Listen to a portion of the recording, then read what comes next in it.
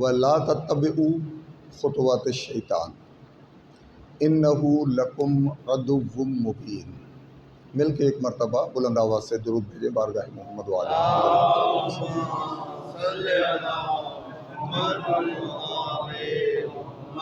مومنین کرام، عزاداران سید مظلوم، عاشقان اہل بیت اطہار،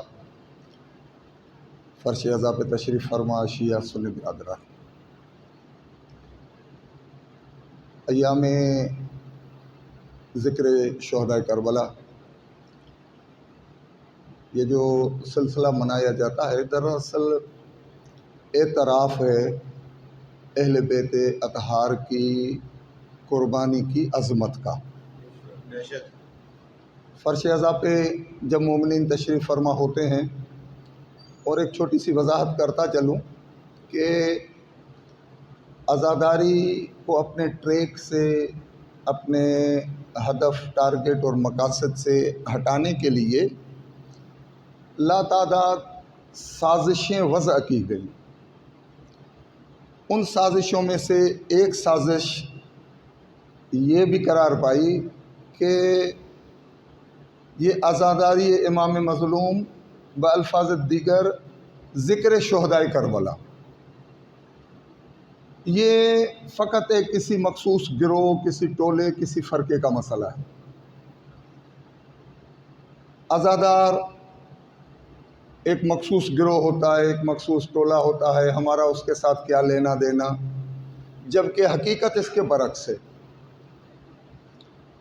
جب کوئی پروپیگنڈا مشینری کسی ایک مسئلے کو اچھال کر اس قسم کا ماحول کریٹ کرنا چاہتی ہو، اور پھر ایک اندرونی اور بیرونی طور پر یہ باور کرایا جاتا ہے کہ دیکھیے جناب، مثلاً آپ نے دیکھا ہے، میں نے بھی دیکھا ہے، اور بار بار یہ دیکھنے کو ملتا ہے کہ جب عزاداری امام حسین علیہ السلام کا جلوس برآمد ہوتا ہے تو کچھ مخصوص مدارس اور مساجد کے باہر فورسز کھڑی کر دی جاتی ہیں، رینجرز کھڑی ہے، سپاہی پولیس کھڑی ہے۔ کیوں؟ کیا مسئلہ ہے؟ یعنی یہ دکھانے کی کوشش کی جاتی ہے کہ یہ جو ماتمی آ رہے ہیں، یہ جو یا حسین یا حسین کی صدائیں بلند کر رہے ہیں، ان کے اس جلوس سے، ان کے اجتماع سے اس مسجد یا اس مدرسے کو خدا نخواستہ شاید خطرہ ہے، جبکہ یہ حقیقت کے بالکل برعکس ہے۔ ہر نوحے میں، ہر مرثیے میں، ہر ربائی میں، ہر قصیدے میں، ہر منقبت میں، ہر مجلس میں، ہر خطاب میں بار بار یہ بتایا جاتا ہے کہ امام حسین علیہ السلام نے عظیم الشان قربانی پیش کر کے اپنے نانا کا دین بچایا ہے۔ اذان، مسجد، حافظ قرآن، مدرسہ، یہ اس دین کا ایک چھوٹا سا جز ہے، ایک حصہ ہے جہاں سے دین کی نشر و اشاعت ہوتی ہے۔ ہر مدرسے کو، ہر مسجد کو، ہر مفتی کو، ہر مولوی کو، ہر باری شخص کو، ہر تسبیح اٹھانے والے کو، ہر مصلی پر کھڑے ہونے والے کو امام حسین علیہ السلام کا شکر گزار ہونا چاہیے کہ آپ نے یزیدیت کے وائرس سے ہمیں نجات دلائی اور خالص اسلام محمدی کو بقا بخشی ہے۔ یہ جو اذان باقی ہے یہ آپ کی قربانی کے صدقے میں، یہ مسجد کی محراب باقی ہے آپ کی قربانی کے صدقے میں، یہ جو مدرسہ ہے، یہ جو حافظ قرآن حفظ کر رہا ہے، یہ جو قاری قرآن تلاوت کر رہا ہے، اگر آپ نوک نیزہ پر قرآن پڑھ کر قرآن کی حفاظت نہیں کرتے تو شاید آج یہ اس طرح سے اسلام کا سلسلہ جاری نہ ہوتا۔ اور اسی امام حسین علیہ السلام کی زیرکی، امام حسین علیہ السلام کی قدر و منزلت کو بھانپتے ہوئے سرکار ختمی مرتبت صلی اللہ علیہ وآلہ وسلم نے پیغمبر گرامی نے یہ ارشاد فرمایا تھا کہ حسین منی و انا من الحسین۔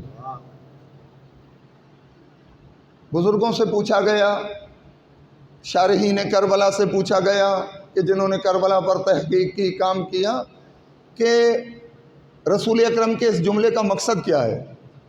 آدھا جملہ تو سمجھ میں آتا ہے، بالکل آسان ہے، طے شدہ امر ہے حسین منی کہ حسین مجھ سے ہے، کیونکہ پیغمبر اکرم نانا ہیں حضرت سیدہ کائنات فاطمہ الزہرا سلام اللہ علیہا، رسول اکرم کی اللہم صلی اللہ علیہ وسلم دختر نیک اختر ہیں، مولا امام حسین علیہ السلام کی والدہ گرامی ہیں، تو اس حساب سے نواسہ نانا میں سے ہوتا ہے، یہ تو دنیا کا ایک مانا ہوا اصول ہے۔ اس حدیث کا جو دوسرا حصہ ہے نا کہ انا من الحسین، کہ پیغمبر فرماتے ہیں فقط حسین مجھ سے نہیں ہے، میں محمد حسین سے ہوں، یہ تھوڑا کمپلیکیٹڈ ہے، یہ تھوڑا غور و فکر کے قابل اور لائق ہے، اس کی تشریح ہونی چاہیے، اس کی تفسیر ہونی چاہیے کہ نواسہ تو نانے سے ہو سکتا ہے مگر نانا نواسے سے کیسے ہوں گے؟ اور پیغمبر اکرم نے مولا امام حسین علیہ السلام کو کچھ خصوصی پروٹوکول دیے ہیں زندگی میں۔ مثلا اکثر آپ فضائل کے عنوان سے سنتے ہیں کہ ایک مرتبہ پیغمبر گرامی صلی اللہ علیہ وآلہ وسلم محو نماز تھے، امام حسین علیہ السلام کا بھی بچپنا ہے، اور وہ آئے اور پشت مبارک رسالت مآب پر سوار ہو گئے۔ معروف واقعہ ہے، شیعہ سنی تمام تواریخ اسلامی نے اور کتب نے اس واقعے کو نقل کیا، اور یہ کوئی فردن انفرادی نماز پیغمبر نہیں تھی بلکہ نماز با جماعت تھی، پیچھے صحابہ کرام رضوان اللہ تعالیٰ علیہم اجمعین کی جماعت تھی، پیغمبر سجدے میں گئے، تمام جماعت حالت سجدہ میں، مولا امام حسین علیہ السلام پشت پیغمبر پر سوار ہو گئے۔ اب ہونا تو یہ چاہیے کہ جب آپ کا ذکر سجدہ پورا ہو جائے، سبحان ربی الاعلیٰ، مثلا برادران اہل سنت کہتے ہیں سبحان ربی الاعلیٰ و بحمدہ، اہل تشیع کہتے ہیں۔ اب یہ پڑھا یا وہ پڑھا، 3 مرتبہ پڑھنا ہوتا ہے، پیغمبر نے پڑھا، ارادہ فرمایا کہ سر سجدے سے اٹھائیں، روایتیں بتاتی ہیں کیونکہ بعد میں پیغمبر سے پوچھا گیا کہ سرکار اتنا طویل سجدہ کیوں؟ تو حکم پروردگار آیا کہ میرے محبوب تب تک سر سجدے سے مت اٹھائیے جب تک حسین اپنی مرضی سے پشت مبارک سے نیچے نہ آ جائیں، اور رسول اکرم نے اطاعت پروردگار میں اپنے سجدے کو طول دیا۔ یہاں سے ایک نقطہ مولا کے عزاداروں کے لیے، ماتمیوں کے لیے بھی ایک بہت بڑا سبق ہے، بہت بڑا تربیتی درس ہے، کیونکہ جب ہمارے بچے نعرہ لگاتے ہیں نا کہ ہے ہماری درسگاہ کربلا، کربلا، کربلا کے دامن میں لا تعداد دروس ہیں، اور کل میں اظہار کرنا مجھ سے رہ گیا تھا، آج میں آپ کی بارگاہ میں عرض کرتا چلوں کہ ہماری یہ جو 8-9 دن کے لیے مجالس کا سلسلہ ہوگا، اس کا عنوان ہوگا تقاضۂ حسینیت۔ حسینیت کے تقاضے کیا ہیں؟ ایک حسینی کو کیا کرنا چاہیے حسینی واقعی بننے کے لیے؟ کیا فقط وہ نعرے لگاتے پھرے؟ کیا صرف 6-7 میٹر سیاہ رنگ کا کپڑا پہن لے تو وہ حسینی ہو جائے گا؟ وہ حضرت جوشم علی آبادی نے فرمایا تھا نا کہ انسان کو بیدار تو ہو لینے دو، بیداری کی بات کی تھی انہوں نے۔ نتیجہ کیا ہوگا اگر انسان بیدار ہوگا؟ ہر قوم پکارے گی ہمارے ہیں حسین۔ تو شاید میں کبھی پہلے بھی میرپور خاص میں اس پر تھوڑا تبصرہ کر چکا ہوں، پھر چونکہ یہ مخصوص مجمع ہوتا ہے، کوئی ایک عزادار وہ جب مرثیہ پڑھ رہے تھے حضرت جوشم علی آبادی، تو وہ تشریف فرماتے نیچے کہ ہوئی ایسے عام سا بندہ میرے جیسا کوئی، تو اس نے کہا قبلہ آپ کی یہ جو شعر ہے بہت وزنی ہے، بہت اچھی بات ہے، مگر یہ نامکمل ہے۔ اب آپ کو پتہ ہے حضرت جوشم علی آبادی کا قد کاٹ اپنا ادبی اور شاعرانہ اعتبار سے، شاعر انقلاب، اتنے ان کے عظیم الشان مرثیے اور نظمیں اور یہ سلسلہ، پوری ان کی حیثیت، اور وہ اپنی پوری حیثیت اور جلال کے ساتھ تشریف فرماتے ممبر پر جب یہ شعر فرما رہے تھے، ارشاد فرما رہے تھے۔ انسان وہ انہوں نے اپنے مخصوص انداز میں، اگر کسی نے ان کی وہ یوٹیوب پر اگر سرچ کر لیں آپ دیکھ لیں گے، ان کے وہ رکھے ہیں جو ان کی بزبان شاعر، وہ خود جب پڑھ رہے ہیں اور ان کا ایک منفرد انداز تھا، انسان کو بیدار تو ہو لینے دو۔ لوگ متوجہ ہوئے، پھر کیا ہوگا؟ ہر قوم پکارے گی ہمارے ہیں حسین۔ نیچے سے داد و تحسین کی صدائیں بلند ہوئی، سبحان اللہ واہ واہ، مگر وہ کسی شخص نے اعتراض کر دیا۔ اب میں ایک چھوٹا سا آدمی ہوں، اگر میں یہ جو دو چار باتیں آپ کی بارگاہ میں عرض کرتا ہوں، اگر کوئی جوان برادر محبوب علی یہ برادر کوئی ہو جائے یا کوئی اور جوان کھڑا ہو جائے کہ بلا بات تو آپ نے اچھی کی ہے مگر مکمل نہیں ہے، تو مجھے بھی شاید تھوڑا برا محسوس ہوگا، برا مناؤں گا کہ یار یہ اگر میں بات اس طرح کی کرتا ہوں تو بسم اللہ، پھر آپ آئیں آپ خطاب کریں۔ مگر حضرت جوش ملی آبادی نے کمال ضبط کے ساتھ اتنے بڑے مجموعے میں ایک عام سا بندہ کھڑا ہو کر انہیں ٹوک دے کہ آپ کی بات نامکمل ہے، تو انہوں نے کہا کہ بیٹا اگر میری نامکمل ہے تو آپ مکمل کر دیں، اور وہ بھی توکل بر خدا کرتے ہوئے اور محمد و آل محمد سے اپنا جو ہے وہ توسل کرتے ہوئے وہ اٹھ کر کھڑا ہو گیا۔ کہا کہ بلا پھر ارشاد فرمائیے۔ حضرت جوش نے کہا انسان کو بیدار تو ہو لینے دو، ہر قوم پکارے گی ہمارے ہیں حسین۔ اب فی البدی وہ نیچے سے بندہ کہہ رہا ہے جس میں حسینیت حسین اس کے ہیں، کہتی رہے دنیا کے ہمارے ہیں حسین۔ یعنی اس شعر کے رخ کو عمل کی طرف موڑ دیا کہ فقط زبان سے یہ کہہ دینا کہ ہمارے ہیں حسین، میں خواب غفلت سے بیدار ہو جاؤں، جاگ جاؤں اور یہ اظہار کروں کہ حسین بھی میرے ہیں، میں حسین کا ہوں، تو اس بندے نے اس طرف متوجہ کیا پورے مجمع کو، حضرت جوش سمیت، کہ فقط یہ کہہ دینا کہ حسین میرے ہیں یا ہمارے ہیں اتنا کافی نہیں ہے، جس میں حسینیت یعنی حسین حسین کرنے کے لیے اگر بندہ واقعی حسینی بننا چاہتا ہے تو اسے حسینیت اپنانی بھی پڑے گی۔ بالکل اسی طرح جس طرح مسلمان، بالکل اسی طرح جس طرح مومن، یہ کوئی چھٹی کا نام نہیں ہے مومن یا مسلمان، بلکہ یہ اوصاف ہوتے ہیں۔ جو بندہ ان اوصاف سے متصف ہوگا وہ واقعی مسلمان ہے۔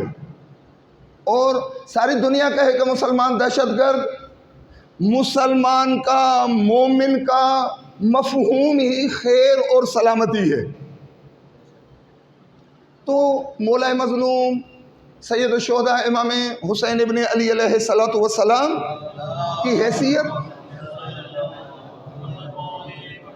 مقام اور شخصیت بہت بلند اور بالا ہے۔ ہر ایک انسان نے اپنے طور پر انہیں سمجھنے کی کوشش کی، کربلا کو درک کرنے کی کوشش کی، جس طرح میں نے کہا کہ کربلا ہمارے لیے درس گاہ ہے۔ کچھ لوگ کہتے ہیں نہیں کربلا عبرت گاہ ہے، اس سے بس عبرت حاصل کریں۔ ہم کہتے ہیں نہیں، کربلا درس گاہ ہے۔ کربلا قدم قدم پر عالم انسانیت کے لیے بہت بڑی سازش ہے، بین الاقوامی اور کائناتی شخصیات کو محدود کر کے اپنا نہ مان کر کسی ایک ٹولے یا گروہ کے نام سے منسوب کر دینا کہ حسین یا علی فقط شیعوں کے ہیں، فلاں شخصیت فقط فلاں کی ہے، یہ جو خدا ہے یہ فقط مسلمانوں کا ہے، یہ جو پیغمبر کریم ہیں جو عالم انسانیت کے لیے عالمین کے لیے رحمت بن کر آئے، انہیں فقط یہ کہہ دینا کہ فقط اپنی امت کے لیے رحمت ہیں۔ یہ ہستیوں کو محدود کر دینا ان ہستیوں کا نقصان نہیں ہے، انسانیت کا بہت بڑا نقصان ہے، انسانیت کا نقصان ہے۔ اگر کوئی بندہ یہ کہے کہ حسین میرے نہیں ہیں کسی اور کے ہیں، اگر کوئی بندہ کہے کہ جناب مصطفیٰ صرف مسلمانوں کے ہیں، اپنی امتیوں کے ہیں، کسی اور کے ساتھ پیغمبر کا تعلق نہیں ہے۔ آپ سب کو پتہ ہے جتنے بھی مسلمانوں نے اسلام قبول کیا، اسلام قبول کرنے سے پہلے تو نبی کے ماننے والے نہیں تھے، انہوں نے پیغمبر کریم کے اخلاق کریمانہ، ان کی عظیم سعی اور کوشش، ان کے کردار، ان کے رنگ ڈھنگ، ان کی رفتار اور ان کی سنت اور ان کی سیرت طیبہ کو دیکھ کر اسلام اگر قبول کیا تو یہاں سے پتہ چلتا ہے کہ پیغمبر پہلے سے بنے بنائے مسلمانوں کے نبی نہیں ہیں، بلکہ جو غیر مسلم تھے وہ کردار سے متاثر ہو کر ایمان اور اسلام قبول کرتے ہیں، یعنی پیغمبر انسانیت کے رہبر ہیں۔ کائنات کے رہبر ہیں۔ اب مولا امام حسین علیہ السلام کے ساتھ بھی ہمارا انسانیت کا یا امت کا رویہ کچھ اس قسم کا ہے۔ محدود کر دیں گے، عزادار کی، ماتمی کی، حسینی کی سب سے بڑی ذمہ داری یہ ہے کہ ان سازشوں جو شیعوں کے خلاف نہیں، کسی فرقے کے خلاف نہیں، بلکہ حسینیت کے خلاف ہو رہی ہیں، ان سازشوں کا ڈٹ کر مقابلہ کرے اور دنیا کے سامنے باور کرے، دنیا کے سامنے اس بات کو ثابت کرے کہ مولا امام حسین علیہ السلام گروہی امام نہیں ہیں، فرقے کے امام نہیں ہیں، ٹولے کے امام نہیں ہیں، بلکہ حسین کائناتی ہستی ہیں جس طرح ان کے نانا ہیں۔ وَمَا أَرْسَلْنَاكَ إِلَّا رحمتاً للعالمین، اے محبوب آپ عالمین کے لیے رحمت بن کر آئے ہیں، اور جو عالمینی ہیں، عالمین کے لیے رحمت ہیں، وہ کہہ رہے ہیں حسین منی وَأَنَا مِنَ الْحُسَيْن، یعنی فقط حسین مجھ سے نہیں ہے، میں مصطفیٰ بھی حسین سے ہوں، یعنی جس طرح میری شخصیت عالمی ہے میرا حسین بھی عالمی ہے۔ عالمین کے لیے حسین ہے، ہادی ہے، رہبر ہے، رہنما ہے۔ اب جب ہم امام حسین علیہ السلام کے حوالے سے یہ چھوٹی سی مجلس، چند چیدہ افراد شہر کے جمع، اور میں آپ کی بارگاہ میں عرض کر رہا ہوں کچھ گزارشات، کل بھی میں نے ابتدائی طور پر 2-4 باتیں عرض کی تھیں آپ کی خدمت میں، اور ان میں سے 1-2 نکات جو ہیں وہ تشنہ رہ گئے تھے۔ میں چاہتا ہوں اگر آپ ایک مرتبہ درود کے ساتھ اجازت دیں تاکہ میں انہیں مکمل کر سکوں، اور ایک اور بھی گزارش کروں کہ اگر چند منٹ کے بعد آپ تھک جائیں اور آپ کی یہ چاہت ہو کہ بس مجلس یہیں پر وائنڈ اپ ہو جانی چاہیے تو میں برا نہیں مناؤں گا۔ اس کا وہ ہمارے ہاں تو وہ جو بڑے جلسے ہوتے ہیں نا، وہ یہ ہوتا ہے کہ وہ نیچے سے گھڑیاں دکھاتے ہیں، چٹھیاں بھیجتے ہیں کہ قبلہ آپ کا ٹائم پورا ہو گیا ہے۔ یہاں پر یہ سب کوئی مسئلہ نہیں ہے، آپ نہ نعرہ لگائیں گے نہ درود پڑھیں گے، خاموشی اختیار کر دیں گے تو میں سمجھ جاؤں گا، جس طرح وہ ہمارے پنجابی ذاکرین کہتے ہیں نا، حیدری، تو پنجابی ذاکروں اللہم صلی علی محمد وآل محمد، وہ ایک جملہ اکثر ہمارے جو مجالس ہوتے ہیں، جلسے ہوتے ہیں، ان میں وہ ارشاد فرماتے ہیں ذاکرین ہمارے، دوں بند تے دعا، بس 2 باتیں کریں گے اور دعائیں خیر ہو جائے گی۔ تو اس طرح یہ بھی ہو سکتا ہے، لا اکراہ فی الدین، دین میں جبر نہیں ہے کہ میں اتنے منٹ تک یا گھنٹے سوا گھنٹے تک آپ چاہیں یا نہ چاہیں اپنی باتیں آپ کے ذہنوں میں فیڈ کرتا رہوں گا، جی نہیں۔ اگر آپ کی مرضی ہوگی اور آپ خوشگوار موڈ میں اور صبر اور سکون کے ساتھ 2-4 باتیں سماعت فرمانا چاہیں گے، میں عرض کرتا چلوں گا۔ اگر آپ تھک جائیں تو ایک مرتبہ خاموشی اختیار کر لیجئے گا، دوں بنتے دعا ہو جائے گی، انشاءاللہ باقی باتیں کل کر لیں گے، ٹھیک ہے۔ ایک مرتبہ پھر درود کے ساتھ اجازت دیں تاکہ میں اپنی گفتگو کو کنٹینیو کر سکوں۔ اللہم صلی علی محمد، مولا آپ کو صحت و سلامتی عطا فرمائے، آپ کی توفیقات خیر میں اضافہ فرمائے۔ کل ایک گفتگو کا ایک سلسلہ ہم نے شروع کیا تھا کہ قربت کا مفہوم کیا ہے، اس پر تھوڑا تبصرہ ہوا تھا، کچھ چیزیں رہ گئی تھی۔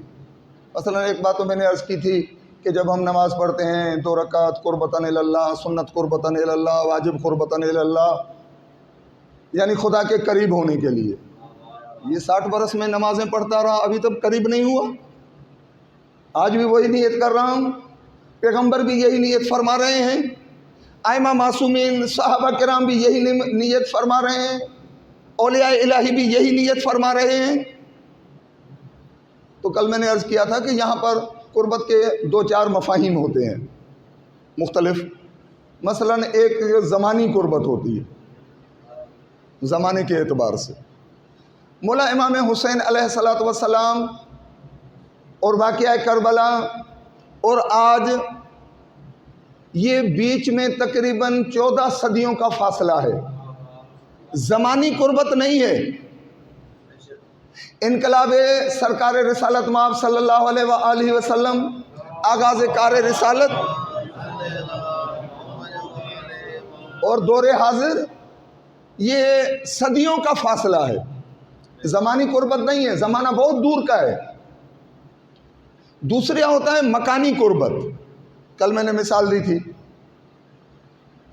کہ وکیل صاحب میرے سامنے تشریف فرما ہے اور ان کے اور میرے درمیان تقریباً 8 فٹ کا فاصلہ ہے۔ وہ جو لاسٹ میں دوست بیٹھے ہیں وہاں، اور ان کے اور میرے درمیان کوئی 18-20 فٹ کا فاصلہ ہے۔ تو یہ زیادہ میرے قریب ہیں، وہ مجھ سے تھوڑا دور ہیں۔ یہ 8 فٹ، وہ 20 فٹ، وہ 12 فٹ اور مجھ سے پیچھے ہیں، دور ہیں۔ تو یہاں قربت کا مفہوم یہ مکانی قربت کا بھی نہیں ہے کہ ہم مولا حسین کے کتنے قریب بیٹھے ہیں یا امام حسین کتنا، زمانہ بھی بہت دور کا ہے۔ مکانی طور پر بھی ہم امام حسین علیہ السلام کے ساتھ اس وقت نہیں ہے کہ میرے اور مولا حسین ہمارے بالکل اتنا فاصلہ ہے یا اتنا ہے یا اتنا ہے اتنا ہے۔ میں میرپور خاص میں بیٹھا ہوں، امام حسین علیہ السلام کی مزار مبارک عراق میں کربلا میں ہے اور درمیان میں ہزاروں کلومیٹر کا فاصلہ ہے۔ یعنی مکانی اعتبار سے بھی میں اور حسین بہت دور ہیں ایک دوسرے سے، زمانی اعتبار سے بھی مولا امام حسین اور ہمارے درمیان بہت بڑا فاصلہ ہے، مگر یہاں مفہوم قربت زمانی کا بھی نہیں ہے، قربت مکانی کا بھی نہیں ہے۔ جس طرح ہم نماز کی نیت کرتے ہیں کہ 2 رکعت نماز واجب قربتاً الی اللہ، تو اب میں 2 رکعت پڑھ لوں، پھر 6 پڑھ لوں، پھر 50 رکعت، پھر 100 رکعت پڑھ لوں تو میں خدا کے قریب ہوتا جاؤں گا، اور ایک مرحلہ آئے گا کہ خدا سے بالکل مثلا متصل ہو جاؤں گا۔ تو اس قربت کا بھی وہ زمانی اور مکانی مفہوم نہیں ہے، بلکہ یہاں مفہوم زمانی اور مکانی کی بجائے فکری ہے، نظریاتی ہم آہنگی ہے، افعال اور کردار کے اعتبار سے محمد و آل محمد کے قریب ہونا ہے۔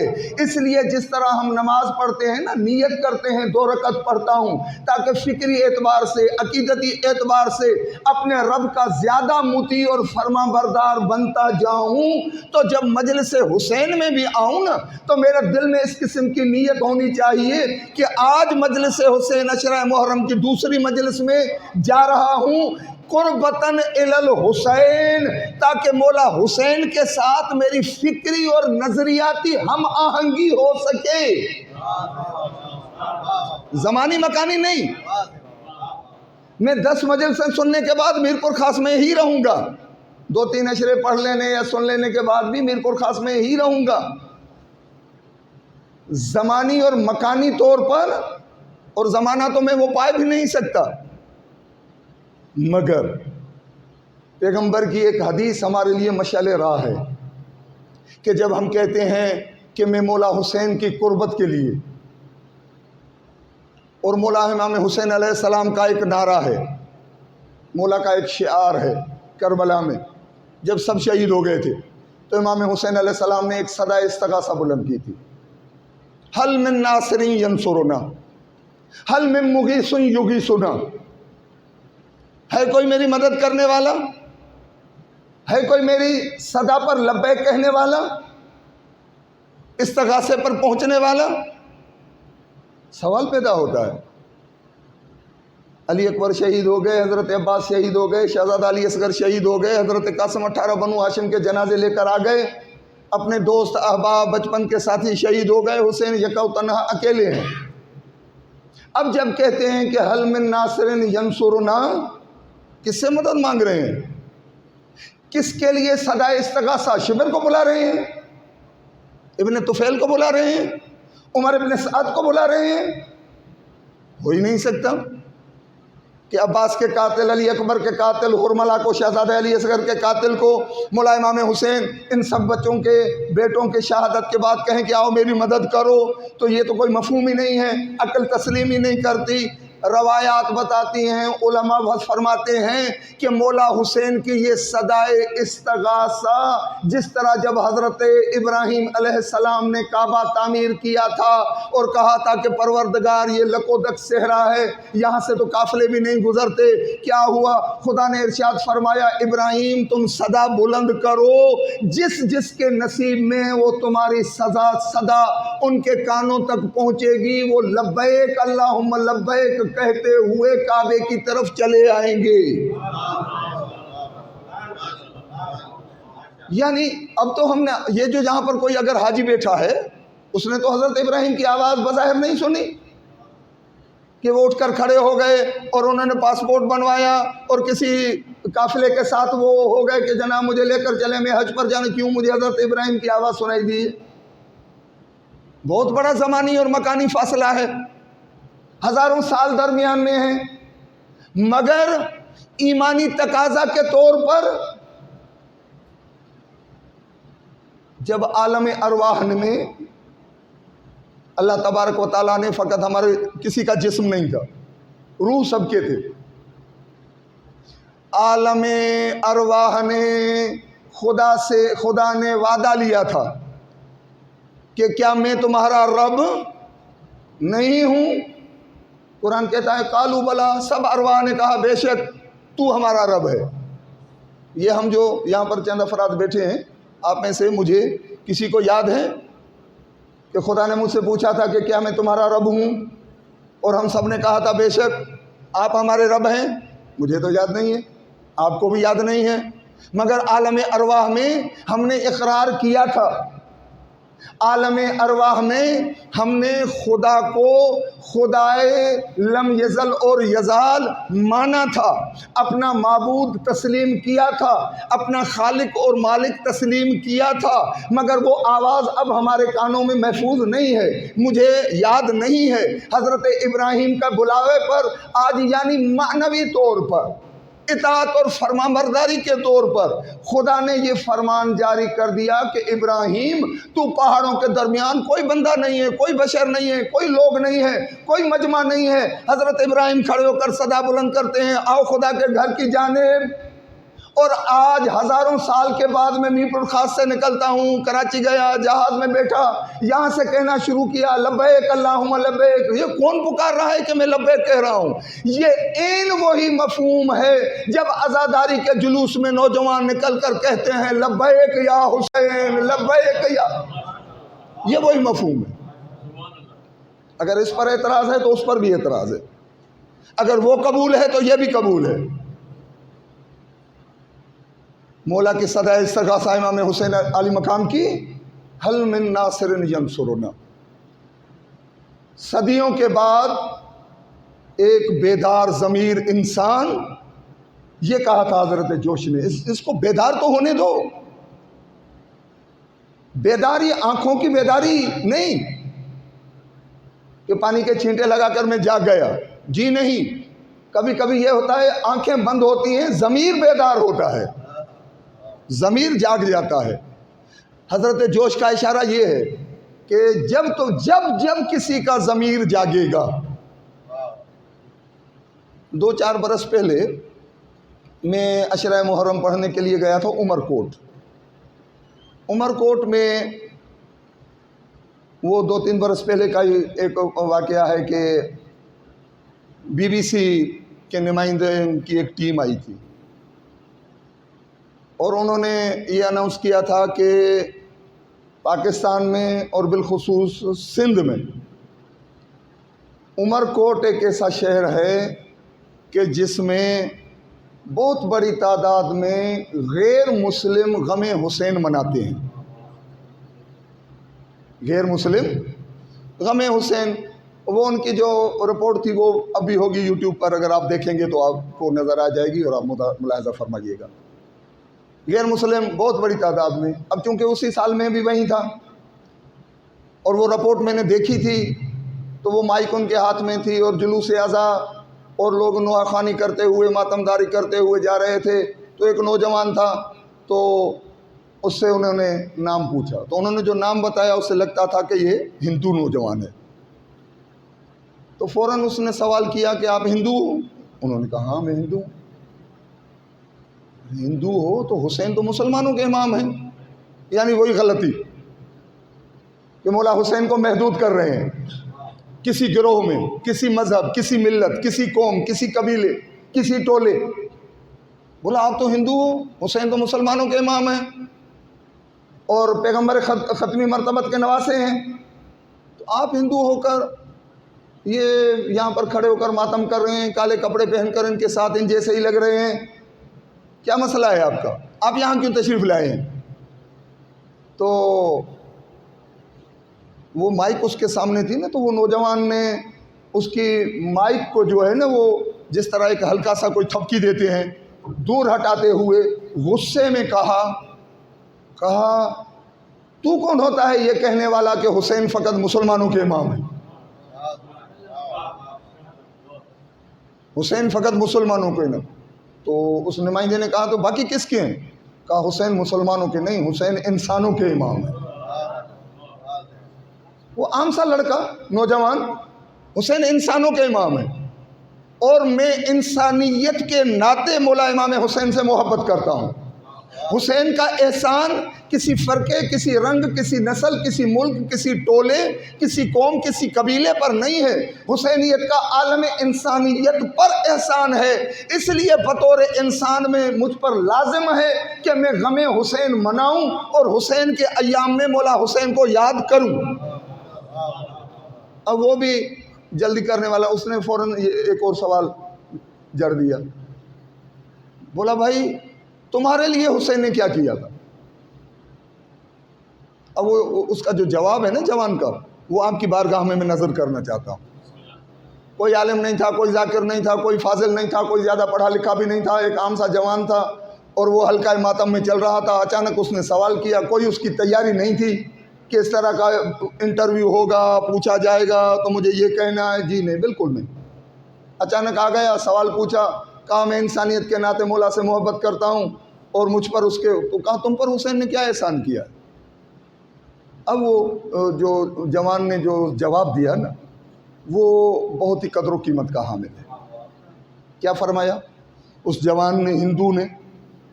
کہتا ہے کہ بھائی اور تو مجھے زیادہ پتہ نہیں ہے، میرے گھر میں 4 خواتین ہیں۔ میرے گھر میں، غور سے سنیے گا، بالکل میں آہستگی کے ساتھ، سکون اور آرام کے ساتھ آپ کی خدمت میں عرض کر رہا ہوں۔ میرے گھر میں 4 خواتین ہیں اور میں اپنے گھر کے اخراجات برداشت کرنے والا فرد واحد ہوں، اکیلا ہوں۔ کون کون؟ ایک میری والدہ، ایک میری زوجہ، ایک میری بہن اور ایک میری بیٹی۔ یہ 4 خواتین، میری والدہ، میری زوجہ، میری ہمشیرہ اور میری دختر، میری بیٹی، بچی، یہ 4 خواتین ہیں، میں اکیلا مرد ہوں۔ دنیا آج یورپین کلچر، بے غیرتی اور بے حیائی کی طرف راغب کرنے والی چیزیں، یہ فرق ختم کرنا چاہتی ہے کہ عورت بس عورت ہے، کیا بہن، کیا بیٹی، کیا ماں، کیا بیوی، عورت بس عورت ہے۔ فقط جسم کے حوالے سے عورت کا تعارف کرواتے ہیں۔ میں جب گھر میں جاتا ہوں، ان 4 خواتین کے ساتھ محبت کرتا ہوں، پیار کرتا ہوں، مگر ماں کے اگر ہاتھ چومتا ہوں تو ماں سمجھ کر، بیوی سے اگر محبت کا اظہار کرتا ہوں تو بیوی سمجھ کر، بیٹی سے محبت کا اظہار کرتا ہوں تو بیٹی سمجھ کر، بہن سے اگر محبت کا اظہار کرتا ہوں تو بہن سمجھ کر، اور ان 4 کے ساتھ میرا زندگی گزارنے کا رویہ بالکل الگ الگ ہے۔ ماں کے ساتھ محبت دوسری ہے، اس میں پاکیزگی ہے۔ بیوی کے ساتھ میری محبت میں میری کچھ نفسانی خواہشات بھی ہیں۔ بہن کے ساتھ میری محبت اس قسم کی ہے، بیٹی کے ساتھ میری محبت اس قسم کی ہے۔ کہا یہ جو شناس ہے کہ یہ مجھ میں جو شرم و حیا ہے کہ یہ کام والدہ کے سامنے نہیں کرنا، یہ بات بہن کے سامنے نہیں بولنی، یہ رویہ بیٹی کے ساتھ اختیار نہیں کرنا۔ کہا یہ رویہ عورت کے وجود میں یہ فرق کرنا مجھے حسین نے سکھایا ہے۔ یزید ختم کرنا چاہتا تھا، حسین نے قربانی دے کر کہا کہ نہیں، میں انسانیت کے فرق اور قدروں کو مٹنے نہیں دوں گا۔ یہ جو انسانیت کی فقط ایک قدر کی میں مثال دے رہا ہوں، یہ میرے حسین کی وجہ سے مجھ میں باقی ہے، یہ حسین کا مجھ پہ احسان ہے۔ اندازہ لگائے، ایک ہندو جوان جس نے ہو سکتا ہے ایک آدھ مجلس سے زیادہ نہ سنی ہو، یہ اس کے ضمیر کی آواز ہے، یہ اس کی دل کی آواز ہے، جو ایک اچانک سوال آ گیا اور اس نے جواب دے دیا۔ اب امام حسین علیہ السلام، یعنی ہندو تو کہے کہ حسین میرے، اور میں کہوں کہ نہیں جناب حسین تو فقط فلاں گروپ کے ہیں، ٹولے کے ہیں، گروہ کے ہیں، فرقے کے ہیں، یا فلاں مذہب اور فلاں ملت والوں کے ساتھ مولا کا تعلق ہے، جی نہیں۔ مل کے درود بھیجے بارگاہ محمد و آل محمد میں بلند آواز سے۔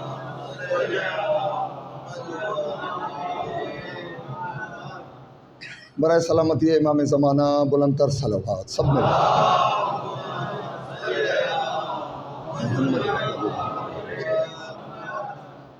تو جب اس قسم کی امام حسین علیہ السلام کے ساتھ ہماری وابستگی ہے، ہم یہ جو افراد یہاں پر آپ تشریف فرمائیں حاضر ہیں مجھ سمیت، ہماری سب کی امام حسین علیہ السلام کے ساتھ کچھ نہ کچھ وابستگی ہے، اور ہر ایک کی وابستگی کی نوعیت الگ الگ ہے۔ کسی کی شیعہ ہونے کے ساتھ امام کے ساتھ وابستگی ہے، کوئی یہاں پر ہمارے سنی بھائی تشریف فرمائیں، سنی ہونے کے باوجود وہ حسین کے عاشق ہیں، اگر کوئی ہندو ہے تو وہ ہندو ہونے کے باوجود مولا حسین کا عاشق ہے۔ اور پھر میں مجبور ہوں کہ حضرت جوشم علی آبادی کی مثال دوں، اگر آپ برا نہ منائیں تو درود بھیجیں تاکہ میں آپ کی بارگاہ میں عرض کر سکوں۔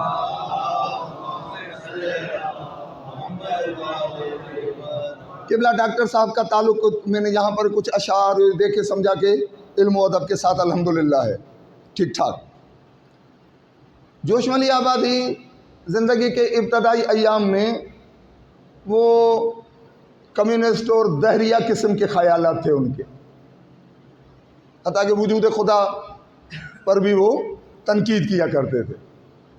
یہ بات کون کہہ رہا ہے؟ برے صغیر کے پاک و ہند کے بہت بڑے معتبر عالم دین شخصیت حضرت علامہ علی نقی نقوی عرف نکن صاحب۔ انہوں نے مقالات سید العلماء میں نے ان کی یہ بات جب میں نے پڑھی تو میں حیران ہو گیا۔ کہا اپنے زندگی کے آخری ایام میں جب حسین اور انقلاب اور اس قسم کے دوسرے مرثی حضرت جوش لکھ چکے تھے، قبلہ نکن صاحب نے کہا کہ حضرت جوش میرے پاس ایک مرتبہ ملنے کے لیے آئے، میں نے آؤ بھگت کی، بٹھایا، تعظیم کی، عزت دی، تو انہوں نے کہا کہ قبلہ میں آپ کے ساتھ بالکل تخلیے میں اپنے طور پر 1 to 1 بات کرنا چاہتا ہوں کچھ۔ تو جو کچھ احباب تھے تو قبلہ نے کہا کہ آپ ذرا 2-4 منٹ کے لیے باہر تشریف لے جائیے، ہم نے کچھ بات کرنی ہے۔ تو قبلہ نکن صاحب فرماتے ہیں کہ حضرت جوشم علی آبادی نے کہا کہ قبلہ پورے ہندوستان میں لوگ کہتے ہیں کہ جوش دہریہ ہے، وجود خدا کا بھی انکار کرتا ہے، اسلامی احکامات کا مذاق اڑاتا ہے، اور میں آج آپ کے سامنے اعتراف کر رہا ہوں کہ میں دہریہ ہوں نہیں تھا۔ دہریہ، یہ دہریہ قسم کے خیالات، عقائد اور نظریات میرے ہیں نہیں، تھے۔ اب میں کس کس کو صفائیاں پیش کروں، کیونکہ میرے کچھ اشعار میں، میرے کچھ مضامین میں، میری کچھ باتوں میں، وہ جو یادوں کی بارات کتاب ہے اس کے کچھ صفحوں میں اس قسم کی باتیں بکھری ہوئی ہیں، وہ تو باقی رہیں گی۔ میں اب کس کس کو صفائیاں پیش کروں؟ آپ مکتب اہل بیت کے بہت بڑے عالم ہیں، معروف اسکالر ہیں، آج آپ کے سامنے میں اپنا عقیدہ بیان کرنے آیا ہوں کہ بروز محشر آپ گواہی دیجئے گا کہ جوش میرے پاس آیا تھا اور اس نے اقرار۔ قبلہ نکن صاحب کہتے ہیں کہ اچھا آپ کا نظریہ تبدیل ہو گیا؟ کہا میرا نظریہ تبدیل ہونے والا نہیں تھا، مگر جب میں نے کربلا کا بغور مطالعہ کیا، سیرت مولا امام حسین علیہ السلام پڑھی، اور ایک مرتبہ جب میں اس نقطے تک پہنچا کہ سب شہید ہو گئے، حسین اکیلے رہ گئے، اور اس حالت میں وہ ہستی، کیونکہ جو کتابوں کی معروف تحقیقی تعداد ہے کہ 30,000 کا لشکر، مسلح لشکر، تیروں تبر کمانیں تلواریں گھوڑے اور حشاش بشاش کھا پی کر وہ تنومند لوگ سپاہی یزیدی لشکر کے 30,000 کے لشکر کا اسلحہ ان کا جو ہے وہ دبدبا، ان کا روب، ان کی تعداد جس حسین کو نہیں جھکا سکی تھی، ایک مرتبہ کربلا کو پڑھتے پڑھتے میں نے دیکھا کہ سب کھڑے رہ گئے، حسین جھک گئے، اور حسین نے کہا سبحان ربی الاعلی، میں خدا کو ماننے والا نہیں تھا، میں خدا پر ایمان لایا ہوں حسین کی وجہ سے کہ جسے 30,000 نہ جھکا سکے وہ بغیر کسی کے کہے جھک گیا، تو میں نے کہا نہ جھکنے والا جسے جھک رہا ہے تو وہ ہے حسین جسے سجدہ کر رہا ہے تو لازمی ہے وہ ہے۔ پھر انہوں نے قبلہ نکن صاحب نے کہا کہ اپنا ایک شعر سنایا، اور وہ مجھے یاد آ رہا ہے، میں آپ کی بارگاہ میں ہدیہ کر رہا ہوں۔ سجدوں سے کھینچتا ہے جو مسجود کی طرف، سجدوں سے کھینچتا ہے جو مسجود کی طرف، تنہا جو ایک اشارہ ہے معبود کی طرف۔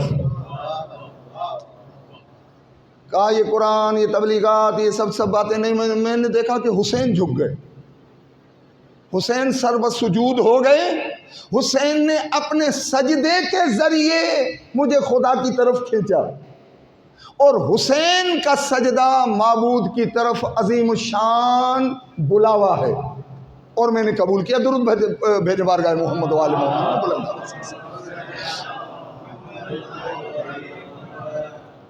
تو اس سے ہم اندازہ لگائیں کہ مولا امام حسین علیہ السلام، اور پھر انشاءاللہ کل کی گفتگو میں ایک چھوٹا سا تجزیہ آپ کی بارگاہ میں عرض رکھوں گا کہ ہم جو یہ کہتے ہیں نا کہ اتنے مرثیے پڑھ کر، اتنے خطابات سن کر، اتنی مجلسیں سن کر، اتنے نوحے سن کر، اتنے پروگرام اٹینڈ کر کے ہم نے جو ہے وہ بڑا تیر مار لیا، ہم بڑے اتنے پرانے عزادار ہیں، سینئر عزادار ہیں، یہ ہیں وہ ہیں، جی نہیں۔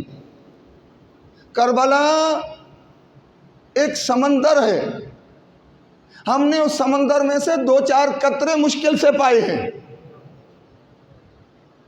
اور میں انشاءاللہ کل وہ تجزیہ پیش کر کے آپ کی بارگاہ میں عرض رکھوں گا کہ مولا امام حسین علیہ السلام جو ہماری محافل میں، ہماری مجالس میں تقاضۂ حسینیت، میں نے آپ کی بارگاہ میں بار بار عنوان عرض کر رہا ہوں، تقاضۂ حسینیت کے تحت کائنات میں انسانیت کے پاس کوئی ایسی شخصیت نہیں ہے کہ جس کی خاطر حسین سے زیادہ انسانیت نے وقت دیا ہو، انسانیت نے سرمایہ خرچ کیا ہو، انسانیت نے اپنی صلاحیتیں نچھاور کی ہوں۔ کوئی ایسی آپ کو ہستی نہیں ملے گی کہ حسین کے علاوہ کسی کے لیے ہم نے اتنا کچھ کیا۔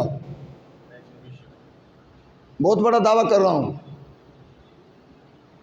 یہ چھوٹی سی مجلس، یہ 30، 40، 50، 60 لوگوں کی حاضری، اور جس طرح ڈاکٹر صاحب فرما رہے تھے کہ دنیا کے مختلف ممالک میں بھی کچھ مومنین دیکھ رہے ہیں، سن رہے ہیں، تو ان سب کی بارگاہ میں گزارش، یہ ایام محرم میں چھوٹی بڑی، مثلا انچولی میں، مثلا دوسرے بڑے بڑے مقامات پر ہزاروں اور لاکھوں کی تعداد میں حاضری ہوتی ہے، بہت بڑے بڑی عزاداری کے مراکز میں بڑے بڑے مجمع ہوتے ہیں جہاں علماء اور اسکالرز خطاب کرتے ہیں، ذاکرین ذکر حسین کرتے ہیں۔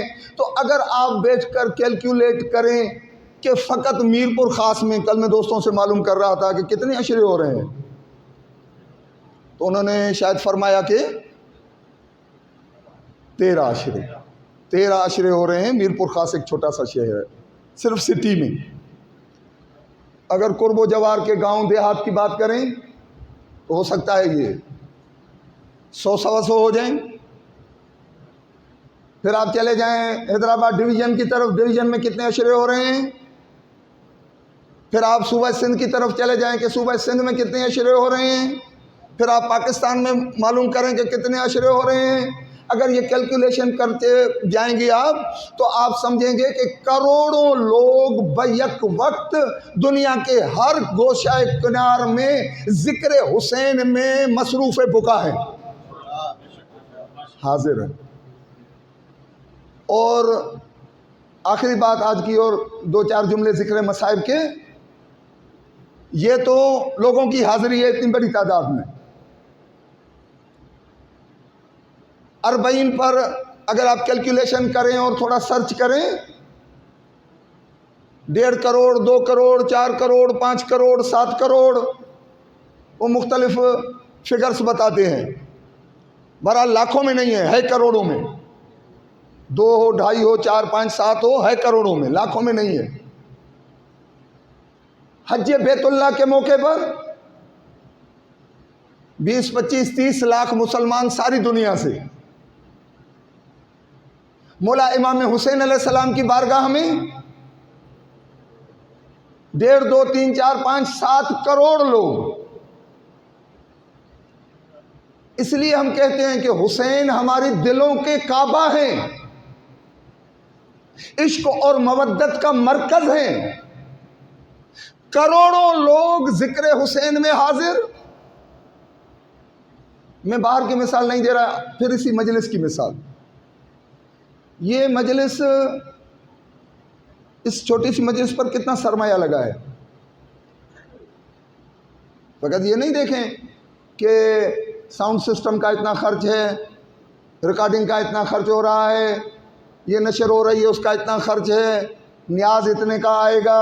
جی نہیں، فقط نیاز کا مسئلہ نہیں ہے، فقط ساؤنڈ سسٹم کا مسئلہ نہیں ہے، فقط یہ تزئین و آرائش کا مسئلہ نہیں ہے، یہ بینر فقط ڈاکٹر صاحب نے نہیں بنوایا، یہ آپ جو مومنین تشریف فرما ہیں، شیعہ سنی برادران تشریف فرما ہیں، کوئی ڈاکٹر ہے، کوئی وکیل ہے، کوئی ٹیچر ہے، کوئی مزدور ہے، کوئی کاشتکار ہے، مختلف اصناف سے تعلق رکھنے والے افراد، آپ 1 1.5 2 گھنٹے کے لیے یہاں تشریف لائے ہیں۔ وکیل صاحب سے پوچھیں کہ آپ کے 1 گھنٹے کی قیمت کتنی ہے،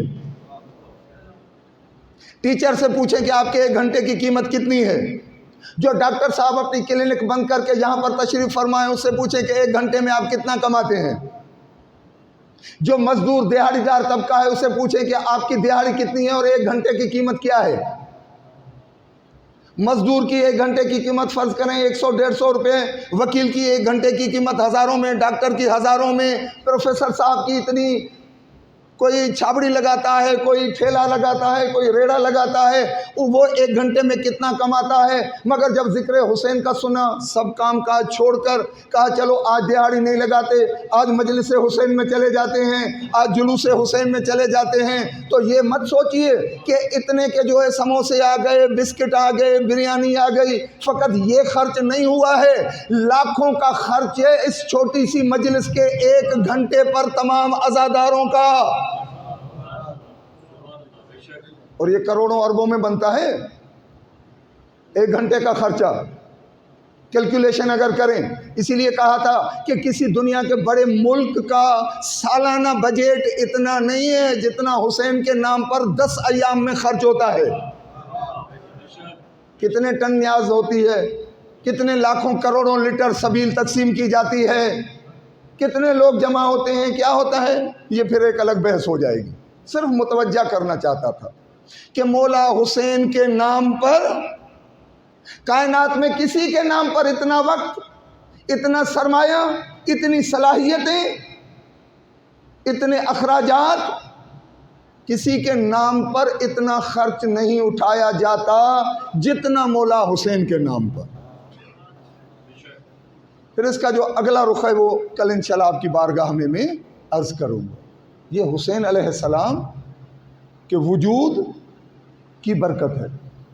کبھی کبھی ہم یہ سمجھتے ہیں کہ یہ انجمن کا مرہون منت ہے، یہ عزا خانہ ذکر حسین کو باقی رکھے ہوئے، یہ خطیب صاحب، یہ ذاکر صاحب، جی نہیں، یہ نوحہ خان اور مرثیہ نگار اور خطیب اور ذاکرین اور کوئی انجمن، کوئی عزا خانہ، یہ حسین کا ذکر ان کی وجہ سے باقی نہیں ہے، بلکہ ان سب کا وجود حسین کے صدقے میں باقی ہے۔ ذاکر باقی ہے حسین کے صدقے میں، خطیب حسین کے صدقے میں، عزا خانہ حسین کے صدقے میں۔ یہ ماتم، یہ جلسے، یہ جلوس، یہ سارا نظام عزاداری مولا حسین کے مرہون منت ہے۔ بڑی حسین علیہ السلام کی جد و جہد ہے، کوشش ہے، سعی ہے، انتہائی گراں قدر قربانی ہے کہ آج ہر دل میں محبت حسین کا بیج جو ہے وہ تناور درخت بن چکا ہے اور یہ نسلوں میں سفر کرتا ہے۔ امام حسین علیہ السلام، اور یہی میں عرض کرتا ہوں کہ کربلا بہت بڑا سمندر ہے، حسینیت بہت بڑا سمندر ہے، آئیں دو چار قطرے، وہ پیغمبر نے فرمایا تھا من بقا علی الحسین، یہ جو نانا کہتے ہیں کہ حسین مجھ سے ہے، میں حسین سے ہوں، انہیں پتا ہے حسین کی قدر و قیمت کا، وگرنہ واجب نماز کہ سجدے کو طول نہیں دیا جاتا، بچہ گر جائے چوٹ آ جائے کوئی مسئلہ نہیں ہے، مگر حکم ربی ہے محبوب سر نہ اٹھانا، اپنے کاندھے پر سوار کر کر نانا سواری نہیں ہے، سب بچے سواریوں پر گھوم رہے ہیں، نانا لباس نہیں ہے، جنت سے لباس آ جاتا ہے۔ آپ نے سنا ہے حضرت آدم علیہ السلام جب جنت سے زمین پر آنے لگے تو حکم پروردگار ہوا کہ آدم یہ جنت کا لباس جنت میں رکھ کر جاؤ، یہ زمین کے لیے نہیں ہے، یہ جنتیوں کا لباس ہے۔ درختوں کے پتے وغیرہ لپیٹ کر حضرت آدم علیہ السلام زمین پر تشریف لے آئے، مگر یہ حسین زمین پر بیٹھ کر اپنے لیے جنت سے لباس منگواتے ہیں، بتانا چاہتے ہیں کہ آدم کی مقام اور منزلت اور ہے، جوانا نے جنت کے سردار کی حیثیت اور مقام اور رتبہ بارگاہ پروردگار میں یہ ہے کہ زمین پر بیٹھ کر جبریل امین سید الملائکہ در زہرا پہ آتے ہیں۔ بہت سے لوگ زمانوں میں در زہرا پر آتے رہے، کیسے آئے، کس انداز میں آئے، آپ بخوبی جانتے ہیں۔ جبریل کیسے آئے؟ احکامات پروردگار سے فیض حاصل کرتے ہوئے، خبردار جبریل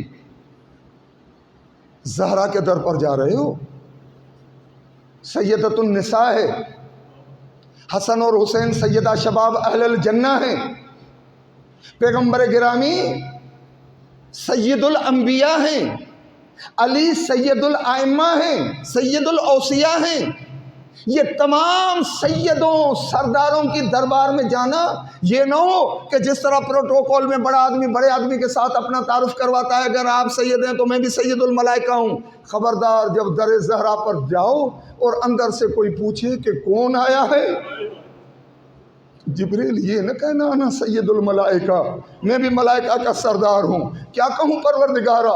کہا گردن ادب سے جھکا کر جب دق الباب کرو، اندر سے فضا پوچھیں کہ کون ہے تو گردن جھکا کر کہنا انا خیاط الحسنین، میں حسنین کا درزی بن کر آیا ہوں۔ یہ جس کی ذمہ داری وہی لے کر آنا ہے، جبریل درزی تھا نہیں، مگر حسنین کی بارگاہ میں، جناب سیدہ کی بارگاہ میں جبریل اور عجیب رنگ ہے عزادارو، دو جوڑے آتے ہیں جنت سے، جناب فضا وصول کرتی ہیں، بی بی کوئی درزی آیا تھا، یہ جوڑے پیغمبر تشریف لائے، کہا زہرا یہ تیرے دروازے کی عزت اور عظمت ہے، یہ درزی نہیں تھا کوئی مدینے کا۔ جب تو نے بچوں کو کہا تھا نا کہ بیٹا تمہارے کپڑے درزی کے پاس ہیں، خدا نے کہا صدیقہ کنیز وہ ہوتی ہے، وعدہ زہرا کرے گی، نبھائے گا خدا۔ یہ سید الملائکہ تھا، جبریل امین تھا، یہ آپ کے در کی عظمت ہے کہ آج کہہ رہا ہے انا خیاط الحسنین، میں حسنین کا درزی ہوں۔ بابا کپڑے تو آ گئے، لے آؤ زہرا۔ سیدہ نے کپڑے جوڑے پیش کیے، روایات عجیب ہیں مقتل کی، کہتی ہیں کہ ایک جوڑا سبز رنگ کا تھا اور ایک سرخ رنگ کا تھا۔ اب امام حسن حسین میں 1 سال کا فرق ہے تقریباً میلاد میں، تو بی بی نے کہا کہ بابا یہ 2 جوڑے آئے ہیں، پیغمبر نے سبز جوڑا الگ کیا، کہا زہرا یہ میرے حسن کا لباس ہے، یہ میرے حسن کا لباس ہے، سرخ جوڑے کو الگ کیا، کہا زہرا یہ میرے حسین کا لباس ہے۔ عزادارو کربلا پھیلی ہوئی ہے، صدیوں تک محیط ہے کربلا۔ یہ کربلا کا ذکر ہو رہا ہے روز عید کو، عید آنے والی ہے، پیغمبر رو رہے ہیں۔ زہرا نے کہا بابا میرا بچہ دنیا میں آیا، آپ رونے لگے، آج عید ہو رہی ہے، جنت سے کپڑے آئے ہیں، خوشی کا مقام ہے۔ کہا زہرا پوچھو گی نہیں کہ حسن کے لیے سبز کیوں آیا لباس، حسین کے لیے سرخ کیوں آیا؟ کہا بابا آپ بہتر جانتے ہیں۔ پیغمبر نے کہا زہرا یہ خدا نے ایک پہیلی بوجھنے کے لیے بھیجی ہے کہ محبوب تیرے بچوں کے لیے، نواسوں کے لیے یہ جو سبز لباس ہے یہ حسن سبز قبا کا ہے کہ حسن کو زہر دیا جائے گا۔ اور بابا یہ سرخ لباس؟ کہا میرا بیٹا حسین 3 دن کا بھوک، پھر مجلس شروع ہو جاتی ہے۔ لوگ کہتے ہیں عیدوں پر ذکر اہل بیت کیوں کرتے ہو، عید کے موقع پر کیوں روتے ہو، کیوں گریہ کرتے ہو، کیوں مجالس برپا کرتے ہو؟ عزیزو ہم کیا کریں، محبوب خدا جو مجلس حسین پڑھ رہے ہیں۔ سرخ لباس میرے حسین کا ہے، یہ حسین کا لباس اپنے لہو میں تر ہو جائے گا۔ خدا نے یہ پہیلی بوجھنے کے لیے بھیجا ہے کہ جاؤ مصطفیٰ کو بتا دو کہ حسن کو زہر ملے گا، حسین کو تلوار سے اور خنجر سے ذبح کیا جائے گا۔ اجرکم علی اللہ، مولا آپ کا گریہ قبول فرمائے۔ اور آپ کا گریہ، کل ایک روایت ڈاکٹر صاحب نے مجھے یاد دلائی، وہ آپ کو ہدیہ کر رہا ہوں، جو رو سکے۔ کہا مولا امام سجاد علیہ السلام، زیر مطالعہ رہی ہے مگر میرے ذہن میں ڈاکٹر صاحب نے وہ تازہ کر دی کہ مولا امام سجاد علیہ السلام اپنے گھر میں اپنے بابا کے ذکر کی مجلس برپا کرتے تھے امام سجاد علیہ السلام، اور کسی ذاکر کو بلاتے تھے، خود زمین پر تشریف فرما ہوتے تھے، ذاکر کو منبر پر بٹھاتے تھے۔ عجیب جملے ملتے ہیں مکتل کی کتابوں میں، وہ پریشان ہو جاتے تھے، قبلہ مولا آپ معصوم امام فرزند علی و بطول اور رسول اور حسین، آپ تو زمین پر بیٹھے، میں گنہگار منبر پر بیٹھوں۔ مولا کہتے تھے میرے بابا کے ذکر کا مقام یہ ہے کہ جو ذکر حسین کرتا ہے ہم اسے عزت بخشتے ہیں۔ آپ سادات تشریف فرما ہیں، آپ مومنین تشریف فرما ہیں، صاحب حیثیت لوگ تشریف فرما ہیں، میں ایک کمتر گنہگار بندہ برسر منبر پر بیٹھا ہوں، یہ میری عزت نہیں ہے، یہ ذکر حسین کا مقام ہے۔ مولا سجاد نے ذاکر کو اوپر بٹھایا برسر منبر، خود نیچے تشریف فرما ہوئے۔ کہا جب مجلس اختتام پذیر ہوئی تو لوگوں نے دیکھا کہ مجمع میں مولا سجاد نظر نہیں آ رہے، پیچھے مڑ کر کیا دیکھتے ہیں، جہاں عزاداروں کی جوتیاں رکھی ہوتی ہیں، نالین رکھی ہوتی ہیں، امام سجاد علیہ السلام ان جوتیوں کے قریب بیٹھے ہیں۔ لوگوں نے کہا مولا یہ کیا غضب ڈھا رہے ہیں، مولا آپ جوتیوں میں بیٹھے ہیں۔ امام سجاد نے کہا تم تو ایک دوسرے کو دیکھتے ہو، ارے تمہیں کیا پتا میرے بابا کی مجلس میں کون کون آیا ہوا ہے۔ میں نے دیکھا میری اماں زہرا جب اپنے بچے کے ذکر میں آئی، پھر مجھ سے برداشت نہ ہو سکا کہ زہرا تو وہاں بیٹھی ہو۔ الا لعنت اللہ علی قوم الظالمین سیعلم الذین ظلموا ای منقلب ینقلبون۔ اللہم عافنا من کل بلاء الدنیا واصرف عنا شر الدنیا و شر الآخرہ۔ دعائیں مجھ فقیر کے ذمے ہیں، انہیں کی نیک آرزویں اپنی بارگاہ میں مقبول اور منظور فرما۔ بیماروں کو شفا کاملہ صحت عاجلہ عطا فرما۔ بے اولادوں کو ان جھولیوں کا واسطہ کہ جو کربلا میں آئی تھیں تو بھری ہوئی تھیں، مگر خاک کربلا پر وہ جھولیاں خالی ہو گئے۔ پروردگارہ ان خالی جھولیوں کا واسطہ بے اولادوں کو صاحب اولاد فرما۔ جنہیں اولاد کی نعمت سے نوازا ہے انہیں اپنے بچوں کی راہ کربلا پر تعلیم اور تربیت کی توفیق عطا فرما۔ رب کریم ہمارے مرحومین اور مرحومات کی مغفرت فرما، شفاعت محمد و آل محمد نصیب فرما۔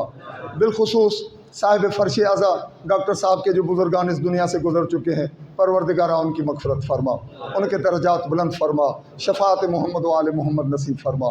تمام مومنین جو بے روزگار ہیں، کریم رب تو خیر الرازقین ہے، تجھے کربلا والوں کی بھوک اور پیاس کا واسطہ بے روزگاروں کو عزت والی حلال روزی عطا فرما، جنہیں رزق و روزی کا ذریعہ عطا فرمایا ہے اس میں خیر اور برکت عطا فرما۔